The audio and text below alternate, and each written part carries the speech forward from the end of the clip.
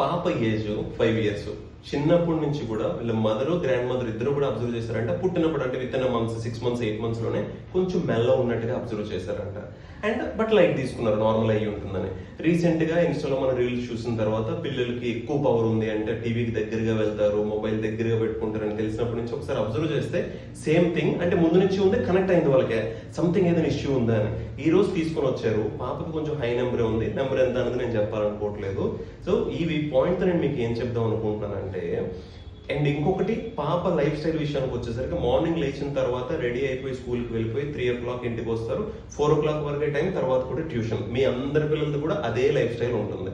Busy packed life స్టైల్లోకి వెళ్ళిపోవడం వలన పిల్లలకి నేచర్ను చూపించడం మానేస్తున్నాం, మనం అవుట్డోర్ యాక్టివిటీస్ తగ్గించేస్తున్నాము. దయచేసి అలా చేయొద్దు. డేలో అట్లీస్ట్ 2 hours అయినా సరే పిల్లల్ని అవుట్డోర్ యాక్టివిటీస్ చేయనివ్వండి, బయటికి వెళ్ళి ఆడుకునేవ్వండి, బాల్కనీలో ఆడుకునేవ్వండి, టెర్రస్ పైన ఆడుకునేవ్వండి, ఎక్కడో ఒక దగ్గర బయటకు వెళ్ళి నేచర్ని ఆస్వాదించనివ్వండి.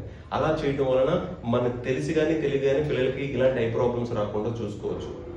Okay, take it very seriously. మీ పిల్లలు ఎలా చేస్తున్నారో హ్యాబిట్స్ అన్ని బాగా అబ్జర్వ్ చేయండి.